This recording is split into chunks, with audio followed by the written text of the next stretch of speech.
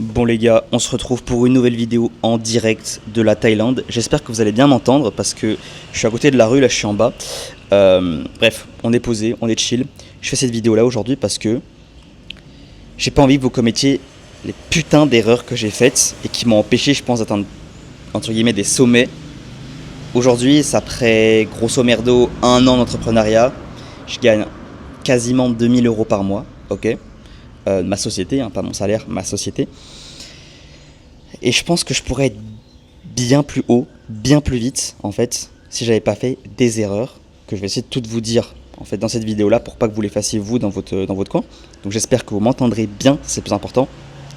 Avant de vous les dire, je vais rapidement juste vous résumer mon parcours. Ça va durer 30 secondes, 1 minute. Pour ceux qui regardent déjà mes vlogs, vous me connaissez, mais c'est pas grave. Ok. Donc, moi j'ai commencé à entreprendre le 1er février à peu près. J'ai commencé aussi à créer du contenu en même temps, ok, donc sur Insta, sur YouTube, etc.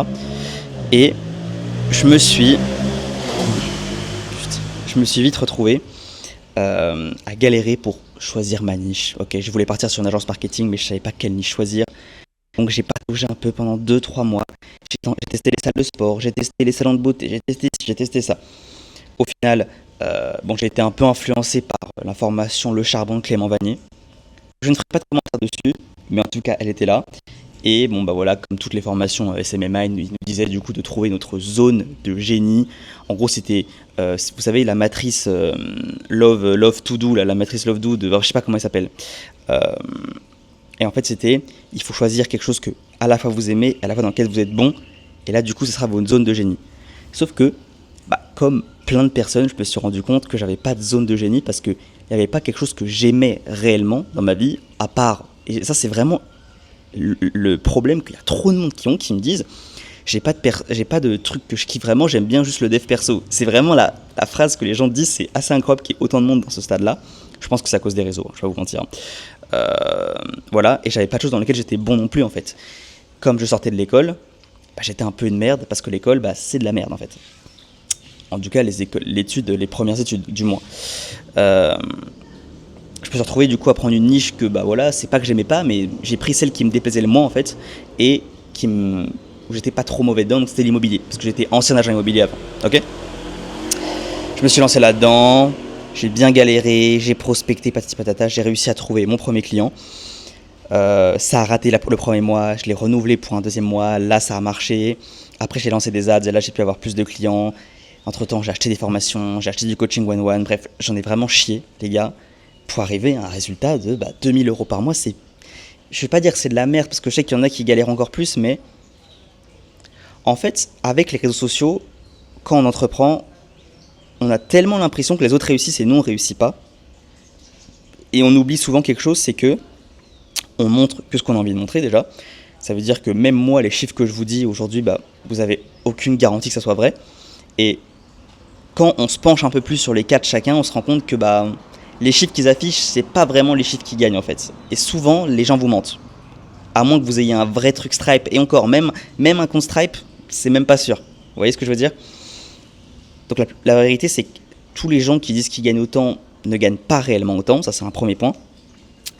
Deuxièmement, vous allez remarquer un effet qui est très bizarre quand vous entreprenez, c'est que plus vous entreprenez, plus vous gagnez de l'argent, plus vous vous rendez compte à quel point c'est facile de faire ça, mais plus vous vous rendez compte aussi à quel point c'est difficile, ça demande de l'énergie en fait. Et en fait c'est un double combo qui en fait, vous vous dites putain c'était facile, j'aurais dû le faire avant, et d'autre côté vous dites putain c'est difficile, j'ai du travail à faire pour arriver là où je veux. Bref, c'est un état que si vous n'entreprenez pas assez, vous verrez ça. En tout cas, j'ai pas envie que vous fassiez ces putains d'erreurs que j'ai faites, donc on va directement passer les gars aux erreurs. Je vais pas vous mentir, j'ai pris des petites notes, je voulais vous faire un truc bien, j'ai des petites notes, j'ai mon PC à côté, j'ai mon Obsidian, donc on est parti. Ok. Erreur numéro 1 que j'ai faite, que je trouve que pour moi c'est pas une erreur, mais pour vous ça va peut-être l'être, c'est trop se focus sur le dev perso, sur les habitudes, ok. Le running le matin, la douche froide, la méditation, la lecture, etc. Le sport, il faut savoir que ça c'est des choses qui vont vous apporter du bien-être court terme et long terme. Ok ? Sauf que la vérité, c'est que sur le court terme, c'est pas rentable. Ok. Ça veut dire que moi, j'ai pris l'habitude de faire ça, d'avoir mes habitudes, etc. Pas la lecture, surtout pas la lecture. Parce que je trouve que les formations sont plus intéressantes pour apprendre que la lecture. Enfin bon, c'est mon avis. Et je me suis vite retrouvé, en fait, à passer un tiers de ma journée à faire cette habitude dev perso qui m'apportait rien. Et la vérité, les gars, c'est que ça a beau être des choses positives pour vous, c'est vraiment bien. Le mec qui se lève à 8h du matin, qui reste 14 heures sur son PC pour prospecter, faire du contenu, etc. La vérité, c'est qu'il aura des meilleurs résultats que vous. Et c'est horrible. En fait, c'est horrible parce que... Est-ce qu'on peut dire qu'il travaille plus que vous ? Oui. Déjà, oui. C'est très facile de se convenir dans le dev perso, ok ? Ah super, je vais marcher pieds nus pendant 1h30, je le fais, hein, et c'est super. Franchement, c'est kiffant de ouf. Par contre, travailler pendant 1h30, c'est moins bien. Ok ? Ça, c'est vraiment un point que je trouve ça vraiment important de le dire. Mais ça dépend ce que vous voulez. Moi, je sais que mon bien-être, il est hyper important. Aujourd'hui, je sais que j'ai des très très longues routines. Ceux qui sont dans le Discord le savent. J'ai des routines glow-up parce que j'aime pas mon visage, donc j'essaie de changer la forme de mon visage. J'ai des routines spiritualité parce que voilà, je travaille sur certaines choses. C'est pas de la sorcellerie, hein, mais presque. Voilà, j'aime bien tout optimiser. Je me sens bien comme ça. Je suis en Thaïlande, je marche pieds nus, etc. Voilà, c'est chill. La vérité, c'est que si je le faisais pas, mon business, il aurait été bien plus haut. Ok ? Bon, je vais pas passer autant de temps sur chaque habitude, sur chaque erreur, parce que sinon on va prendre trop de temps dans la vidéo. Bref. Donc, la deuxième, du coup, c'était aussi lire trop de livres. C'est réel. Un moment, les livres, c'est super bien, c'est vraiment top, les gars, le livre. Mais à un moment, faut arrêter de déconner. Dans le sens où, les livres, oui, vous allez apprendre des trucs. Russell Brunson, c'est super. Secret d'expert, c'est super. La vérité, c'est que vous regardez une formation, voire même, des fois, du YouTube, sera plus efficace qu'un livre. En fait, la raison, et c'est pourquoi, c'est simplement que votre cerveau apprend mieux en ayant de l'auditif et du visuel à la fois. C'est aussi simple que ça, les gars. Alors que la lecture, c'est même pas du visuel, c'est de l'écriture. Donc forcément, c'est plus chiant pour apprendre, c'est plus long pour apprendre, et en plus, vous assimilez moins. Ok ? Donc, putain, il y a un putain de moustique qui est là. Voilà un petit peu ce que je voulais vous dire sur la lecture. Si vous kiffez lire, encore une fois, c'est comme dans le dev perso, faites-le. Mais arrêtez de vous dire c'est pour mon business, c'est faux, c'est juste pour vous en fait, c'est juste pour vous, ok ? Essayez plusieurs business en même temps. Alors quand je dis ça, c'est que j'en croise plusieurs qui me disent ouais alors là j'ai une agence de dev et puis à côté j'essaie de coder une application et puis à côté je fais un petit peu de trading et puis à côté je... Bon, et je me dis oui c'est super, t'as plein de projets etc. Mais la vérité, c'est que souvent, quand on fait ça, c'est qu'on croit pas, on croit en aucun des projets, et on se dit, ok, plan B, ok, plan C. Mais il n'y a pas de... Putain de moustique. Ok. Mais en fait, il n'y a pas de plan B, il n'y a pas de plan C, vous voyez, genre, vous devez vous donner juste 100% à fond sur votre putain de business, et ça va marcher, en fait. Ça va marcher. Vous pouvez pas savoir, mais vous devez vous donner à fond, sinon ça marchera pas, c'est sûr à 100%. Ok ? Vraiment. Vraiment, je sais, j'ai fait l'erreur, ça veut dire que moi j'ai commencé, j'ai voulu faire un peu de dropshipping, je faisais un peu de trading, un petit peu de crypto à côté, oh là là, j'étais sur RoboForex, après je faisais aussi un peu de bot de trading, j'avais 2 boutiques Shopify, après j'ai essayé un peu la TikTok Money, j'avais mon agence, je faisais un peu de... Et je me suis dit, what the fuck. Le cas le plus présent que j'ai eu, c'est que là j'ai quasiment failli ouvrir un restaurant en Thaïlande, parce que j'avais une opportunité d'un mec qui voulait investir dans un resto, il m'a dit, vas-y, tu gères tout et tout. Il y avait presque déjà les clients. Et au début, j'étais chaud et tout. Je me suis dit, ouais, avec mon agence, non. Je vais rien faire du tout. Je vais pas ouvrir les restaurants. Je vais surtout travailler sur mon agence et la faire putain de scaler, en fait. Voilà. Ok. Erreur numéro 4, consommer du contenu francophone. À un moment, pareil, les gars, faut arrêter les conneries. Franchement, est-ce que... En fait, les gens ne se rendent pas compte à quel point le contenu francophone est médiocre jusqu'à temps qu'ils regardent du contenu anglophone. Mais vraiment, genre c'est hardcore. Genre... La séparation, c'est presque 2 fois mieux. Genre vraiment. Dans le même temps que vidéo, vous allez apprendre 2 fois plus de choses. Enfin, en fait, tout le contenu français, c'est du contenu anglais qui a été mâché, reformulé, pour donner à des petits êtres français insignifiants qui comprennent rien. Mais c'est vrai. En fait, c'est vrai, le truc, c'est que Je dis pas que Yomi Denzel il dit de la merde, c'est pas ce que je dis juste que ce sera toujours moins bien que du contenu américain. Toujours, ils ont toujours une longueur d'avance sur nous. La vérité c'est quoi? C'est que je galérais dans mon business, j'ai regardé une vidéo de 20 minutes d'un mec qui faisait du SMMA. En 20 minutes, le frérot, il a changé toute ma vie, tout mon business parce que il m'a appris plus de choses en 20 minutes qu'en peut-être 10 heures de formation. Et il disait tout. Il disait ok, c'est comme ça que je fais ça avec tel CRM, avec ça, je fais tel ads, je fais tel truc pour tel client, tel truc, je fais comme ça pour avoir mes clients. Et j'ai fait mais what the fuck quoi. Je me suis dit mais et en fait j'en ai presque voulu aux formateurs français de pas j'en ai presque voulu aux formateurs de français genre de pas m'avoir montré plus de choses alors que moi je l'ai payé. Et là j'ai vu alors que je le payais pas. Et je me suis dit mais what the fuck, c'est n'importe quoi. Enfin bon. Erreur numéro 5, chercher la nouvelle opportunité. Ça c'est... J'ai eu ce problème quand j'ai voulu tester plein de business différents, quand j'étais toujours ah ouais on peut faire de l'argent sur Snap et tout, avec les stories Snap promotionnelles, avec TikTok et tout. Oh là, cette niche là elle est mieux que l'autre, non cette niche là, non. La nouvelle opportunité c'est que tu passes à l'action en fait. C'est juste ça, tu travailles dans ta niche. Oui il y a des business qui sont mieux à faire que d'autres. Au début, l'OFM, par exemple, c'était un très bon business dans le sens performance, même si je trouve que c'est le diable. Aujourd'hui, un peu moins, il y a un plus de concurrence. La TikTok Money, je pense qu'aujourd'hui, c'est une bonne opportunité, c'est vrai. Si l'algorithme moi perso, j'ai jamais réussi à passer sur TikTok, mais si vous maîtrisez bien les codes, je pense que c'est une bonne idée la TikTok Money, parce que ça ne demande pas d'argent, etc. Mais dans tous les cas, il faut s'y tenir, en fait, c'est surtout ça, et arrêter d'essayer de chercher la nouvelle opportunité, il faut s'y tenir pendant 3-4 mois. Hormozy, il arrête pas de dire, tant que t'as pas passé 2000 heures sur ton business, tu switches pas de business. C'est réel, c'est putain de réel, les gars. Ok.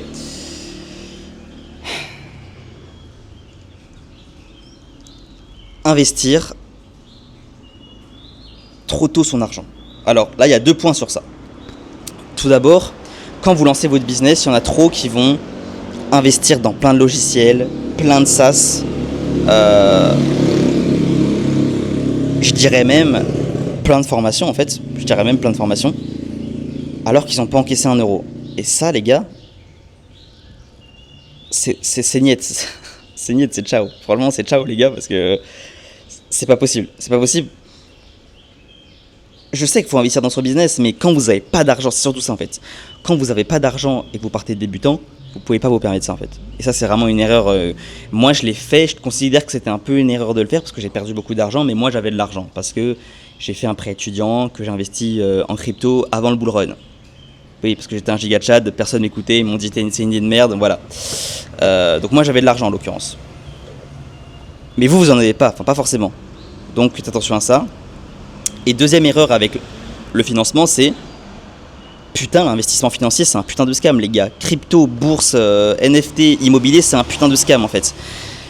La vérité, c'est que moi, ce que je pense, c'est que l'investissement financier est de plus en plus démocratisé aujourd'hui pour nous faire rester dans la matrice. À l'époque, un mec qui investissait en bourse, il se disait putain, je vais sortir de la matrice, yes, regardez, si j'investis 70% de mon salaire pendant 40 ans, à la fin, je serai millionnaire. Et en fait, je me suis littéralement rendu compte qu'aujourd'hui, c'était aussi démocratisé, c'est parce qu'en fait, ça faisait rester les gens dans la matrice. Ok, super, tu as 70% de ton salaire tous les mois, les ETF, tu gagnes 1500 euros par mois, tu survis tous les mois, putain, tu vas passer 40 ans à avoir une vie de merde, et à la fin, tu auras ton million. Et tu vas payer 30% d'impôt dessus. Mon Dieu. C'est un scam. Le seul truc qui n'a pas de valeur, qui n'a pas de cours, c'est vous. La compétence, c'est vous. Ce qui a de la valeur, c'est vous. Vous devez investir en vous, en formation. Vous devez investir en coaching one-one. Vous devez investir dans votre business. C'est vous. C'est tout. C'est pas de financement. Je m'en bats les couilles, ok? Acheter trop de formations inutiles. Ça, c'est aussi... ça va un peu dans la nouvelle opportunité. Je me suis vite rendu compte que quand on fait des achats sur le business en ligne, on a plein de formations différentes. Elles nous paraissent toutes intéressantes, toutes avec des garanties plus intéressantes les autres que les autres. Et on s'éparpille dans plein de niches, plein d'opportunités ou des fois des formations qui se ressemblent juste pour avoir plus de valeur parce qu'on croit que ça va nous réussir. Et en fait, non. Non. En fait, c'est de la merde. Globalement, la plupart des formations se ressemblent, ok ? Et la seule chose qui fait que vous allez réussir ou pas, souvent, attention, c'est pas le cas, mais souvent, c'est si vous passez à l'action ou pas. La formation de Yomi Denzel, j'ai vu plusieurs formations d'e-commerce, il y a la formation de Yomi Denzel, c'est loin d'être la meilleure. Mais la vérité, c'est qu'un mec qui s'y tient vraiment, qui s'y colle vraiment, je pense sincèrement qu'il peut avoir des résultats. S'il a un petit peu d'argent à investir aussi, parce qu'il faut quand même pouvoir faire les ads, etc. Mais sincèrement, je pense qu'il peut réussir. J'ai eu une discussion avec un mec à Darty qui me disait, ouais, moi j'ai pris la formation il y a un mois, en un mois j'ai fait 12 000 euros, quoi. Et il me dit, sincèrement, je pense que n'importe qui fait ça, il peut faire 12 000 euros par mois. Donc voilà. Bref. Ne pas avoir de coach. Ça, c'est hyper important.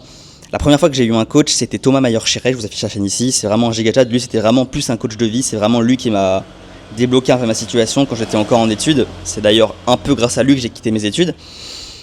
Et c'est lui aussi qui il m'a permis, je vous ai dit, de débloquer ma situation, mais il m'a aussi fait une leçon qui m'a dit, mec, t'as pas besoin d'être hyper fort pour coacher quelqu'un, t'as juste besoin d'être une étape au-dessus de lui. Et ça, c'est beau, parce qu'en fait, tout le monde devrait avoir un coach.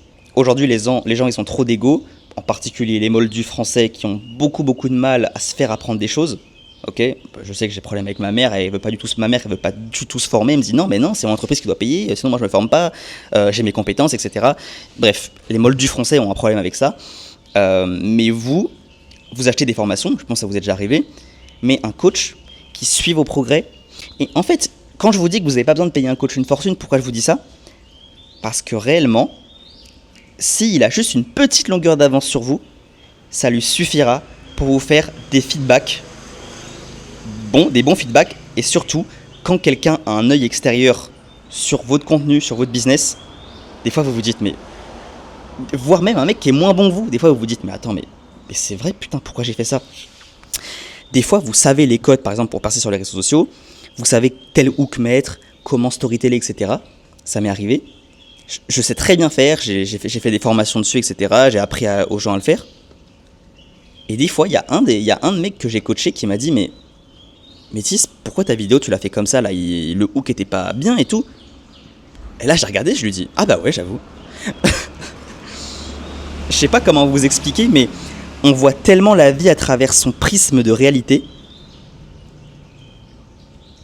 que quand quelqu'un nous le sort, c'est assez incroyable de se dire putain, bah ouais, t'avais juste raison en fait. Il faut avoir un coach. Je vous dis pas, moi j'ai des coachs qui coûtent très cher. J'ai déjà payé 500 € d'une heure et demie de coaching avec quelqu'un.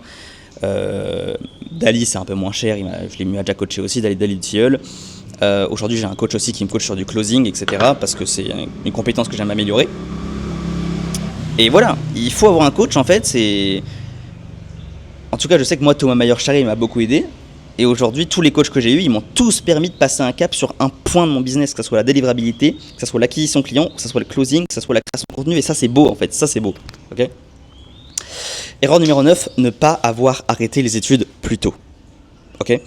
Ça, je regrette d'avoir trop hésité. Tiens, est-ce que je fais ci, est-ce que je fais ça, est-ce que je fais ci ?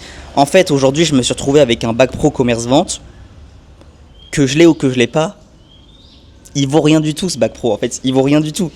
Carrément, je vais vous dire sincèrement ce qui s'est passé, c'est que mes parents ils m'en veulent pour ça. Il y a eu la remise des diplômes, j'y ai pas été en fait, parce que j'avais honte, je voulais pas de ce torchon chez moi, un bac pro commerce vente, j'en voulais pas. Mon père était hyper fâché, il m'a dit ouais tu vas le chercher au CFA et tout, patati patata. Et je lui ai dit ok si tu veux je vais le chercher, et ils m'ont dit ah bah non on l'a déjà renvoyé au rectorat. Je leur ai dit ok bah bientôt laissez-moi tranquille, je veux pas de votre diplôme de merde. Donc voilà, je m'en veux de ne pas avoir arrêté mes études avant parce que c'est tellement une perte de temps. J'avais mal au dos, surtout moi j'avais des douleurs au dos, je restais 8 heures assis par jour. Mais putain, mais c'est quoi ces trucs de merde ? J'apprenais des trucs que je voulais pas faire. Mais qu'est-ce qui s'est passé pour qu'on en arrive là quoi ? Et dites-vous, les gens ils sont là en mode ouais, l'école c'est super et tout. Non, arrêtez. Les études c'est bien quand vous savez ce que vous voulez faire, c'est tout. Ou si vous aimez ce que vous faites, c'est tout. Si vous savez pas ce que vous faites ou vous aimez pas ce que vous faites, vous arrêtez les études, c'est tout. C'est comme ça, c'est la vie. Faut arrêter de queuquer et vous dire ah non mais les études c'est vraiment non. Soit t'aimes ce que tu fais ou tu travailles pour un objectif particulier, sinon tu fais pas d'études. Ok. Bref, restez dans un mauvais environnement. Donc erreur numéro 10, restez dans un mauvais environnement. Je suis resté trop longtemps près de mes parents, je suis resté trop longtemps près de mecs qui me disaient que j'allais échouer, etc. Là, je suis en Thaïlande, je suis tout seul, personne ne me casse les couilles. Les Thaïlandais, ils sont chill, moi, je suis chill. Je vois personne, je fais que du contenu, je fais que travailler, je me fais livrer ma viande, je suis chill, je fais mes pas le soir tranquillement, pieds nus, personne ne me casse les couilles, je suis bien. Ne restez pas dans un environnement toxique, surtout avec vos parents qui sont extrêmement toxiques. Putain, plus la vidéo continue, plus je suis en train de partir en couille. Je m'en bats les couilles. Putain, voilà, putain. Donc, ne pas faire de publicité. Ok. Donc, si vous avez un business en ligne, tout le monde débute en faisant de la prospection et du contenu. C'est bien de la merde des fois c'est bien, des fois c'est pas bien. Moi je sais que la publicité en ligne, ça me met dans une position d'autorité par rapport à mon marché. Et j'ai des leads, mais c'est cadeau quoi. Les gars, je paye 10 € le rendez-vous. Non, 10 € le lead, pardon, 10 € le lead. Mais même, c'est bonbon quoi. C'est bonbon les gars. En fait, les gens, ils viennent, ils ont besoin de vous. En fait, la différence quand vous prospectez, c'est oui, est-ce que tu veux travailler avec moi? Quand vous faites des actes, c'est si t'as besoin de moi, tu prends un appel et puis basta. Et c'est ça la différence en fait. C'est que vous vous mettez dans une position de supériorité. Je regrette de ne pas l'avoir fait avant parce que le jour où j'ai fait des ads, j'ai eu 5 rendez-vous en 48 heures. Je me suis dit, mais attends, qu'est-ce qui se passe? Je me suis dit, qu'est-ce qui se passe? Putain, j'ai dépensé 50 heures de budget publicitaire. J'ai eu 5 rendez-vous. Et là, je me suis dit, waouh, putain, c'est ça qu'il fallait faire depuis le début. D'ailleurs, j'ai fait une masterclass Facebook Ads qui est juste ici. Allez la voir. C'est vraiment une masterclass. Vraiment, vraiment. Erreur numéro 13, négliger le closing. Hormozy, il dit souvent, ouais, fais une offre tellement irrésistible que tu n'as même pas besoin de la vendre. C'est un scam, voilà, je vous le dis, c'est un scam, je l'ai fait, je l'ai tenté, j'ai fait des offres irrésistibles, etc., ça n'a pas marché. La vérité c'est quoi? C'est que le closing c'est trop important. Le closing c'est trop important. En fait, un bon closer, il peut presque vendre n'importe quoi, c'est ça qui est beau, parce qu'il va taper là où ça fait mal. Et c'est dur d'être un bon closer, pourquoi? Parce qu'il faut poser des questions douloureuses pour le client, mais les questions qui sont douloureuses pour le client, elles sont aussi douloureuses pour vous. C'est pour ça que les gens posent pas les questions douloureuses, mais il faut le faire, ok? Et je pense que je referai une masterclass closing parce que ma mentalité a bien évolué là-dessus. J'en ai fait une, je vous l'affiche aussi ici. Putain, je mets la promotion des vidéos dans mes vidéos, c'est n'importe quoi. Ok. Erreur numéro 14, ne pas analyser son putain de business. Il y en a, j'en vois, et j'ai fait cette erreur, mais quand je le vois aujourd'hui, je le fais plus, je les vois, et ils n'ont pas de résultat. Ils font de la pub ou de la prospection, ils n'ont pas de résultat et ils continuent. Je lui dis, bon d'accord, être résilient c'est bien, mais à un moment, faut peut-être voir qu'est-ce qui marche pas quand même dans le business. En fait, dans un business, c'est un process. Le business entier, c'est un process. Dans le process, il y a plusieurs process et dans chaque process, il y a plusieurs process. Ok, je vais vous refaire une vidéo sur les process. Bref, il y a un input, il y a un output. Ok, vous devez voir l'input que vous mettez, envoyer un message, et l'output que vous en sortez, avoir une réponse. Ou alors, au niveau plutôt macro, ça serait envoyer un message, et à la fin, il y aura un client potentiellement. Okay. Et il y en a, ils n'analysent pas, genre, ok, ils envoient des messages de prospection, ils ont des rendez-vous, les rendez-vous, ils n'arrivent pas à les convertir. Ok. Qu'est-ce qui se passe? Tu analyses les chiffres, tu envoies 100 messages de prospection, tu as 10 réponses positives. Ok, ça va, c'est bien. Sur les 10 réponses positives, tu as 3 appels de vente. 3% de conversion, c'est super. C'est top de chez top. Ok? Tu as un appel de vente, sur les 10 appels de vente que tu as eu, tu en as converti 0. Tu vas pas continuer à faire ce que tu fais, frérot. Non. À un moment, tu vas enregistrer tes appels avec Loom, tu vas les analyser, tu vas dire, ok, c'est quoi qui bloque? Ok, je remarque qu'à la fin de l'appel, mon client me dit que il est pas très chaud. Pourquoi? Parce qu'il voit pas trop l'utilité. Merde. Ça veut dire que je l'ai pas assez briefé sur les douleurs, je lui ai pas montré à quel point ce que moi je vendais, ça allait changer son business. Voilà. Le closing, enfin pas le closing du coup, mais analyser. Charlie Morgan, il appelle ça, je crois que ça s'appelle bottle of neck. C'est bizarre parce que bottle of neck, ça veut dire bouteille dans le cou, bref, du coup. Mais en fait, c'est le bouchon. Dans votre business, quand il y a un problème, c'est un bouchon. Vous devez voir où est le bouchon, basta. Ok. Trop se concentrer sur la délivrabilité, erreur numéro 15.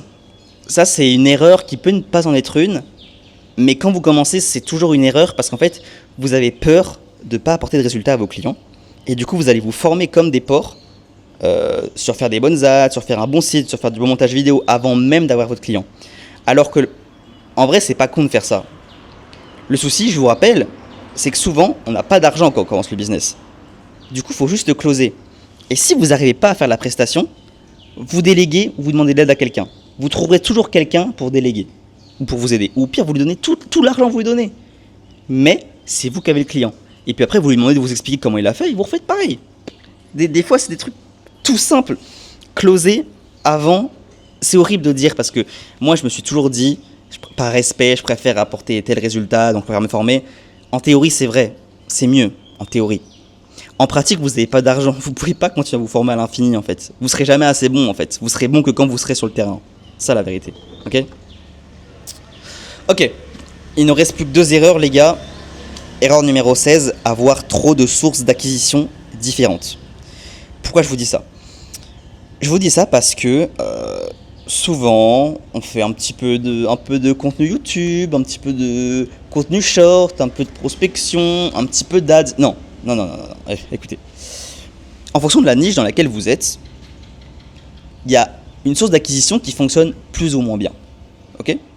Par exemple, moi je sais que la prospection Instagram et LinkedIn, elle marchait bien. Les deux marchaient bien, les deux réagissaient bien. Je sais que par contre, les vidéos marchaient pas du tout. J'avais aucune personne qui voulait voir mes vidéos YouTube et Instagram, la même chose.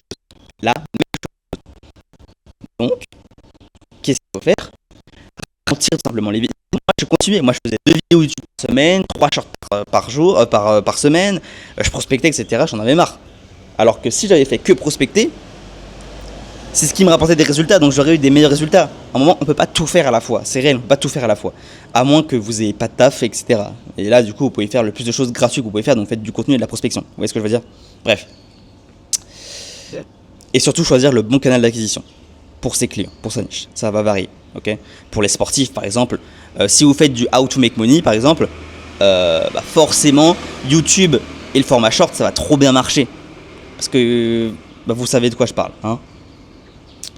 Numéro 17. Ne pas passer à l'action, bande de petits bâtards. Non, à un moment, faut se bouger le cul, faut passer à l'action, faut arrêter de réfléchir, il faut y aller, quoi. En fait, juste pour vous dire que la seule chose qui vous sépare de vous qui réussissez et de vous qui échouez, en l'occurrence, dans mon cas, quand vous faites de la presta en ligne, c'est littéralement de prospecter.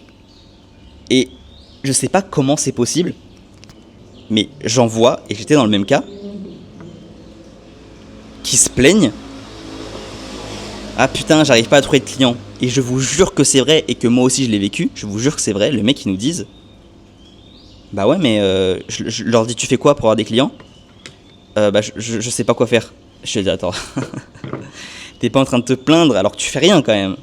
Et ils me disent bah si. Et moi je sais que c'est mon coach qui m'avait dit ça. Mon coach, à un moment, je lui disais putain, je galère à avoir des clients et tout. Et là, il me disait tu prospectes combien de personnes par jour? Et là, je lui ai dit un chiffre de merde. Il m'a dit mais tu te fous de ma gueule ou quoi? Pourquoi tu fais pas x10? Pourquoi tu fais pas x100 le nombre de prospections? Je lui ai dit bah je sais pas et tout. Je lui ai dit bah bref, il m'a défoncé. Et il avait raison. Ok? La dernière erreur que je pense que vous devez ne pas faire, c'est... Ou plutôt... La chose que vous devez faire, c'est rejoindre le Discord qui est gratuit, les gars, en bio. Putain, on a 100 membres dessus, les gars, on est 100 dans le Discord, c'est gratuit, c'est gratuit. On va faire des lives samedi, dimanche. Je sais pas quand je sors la vidéo, mais samedi, dimanche, on fera 2 lives, ça va être cool, ça va être chill. Bref, j'espère que la vidéo vous a plu, les gars. Je sais que le business en ligne, c'est un game difficile, j'espère que ça vous permettra de pas faire les erreurs que j'ai faites. J'ai pas essayé de faire trop de bullshit, oui, il faut méditer, j'aurais dû méditer avant. Non, j'essaie de vous dire des trucs quand même qui étaient assez... pragmatique, si je peux me permettre. Donc force à toi mon frérot, j'espère que la vidéo n'a pas été trop longue. Courage mon gars, force.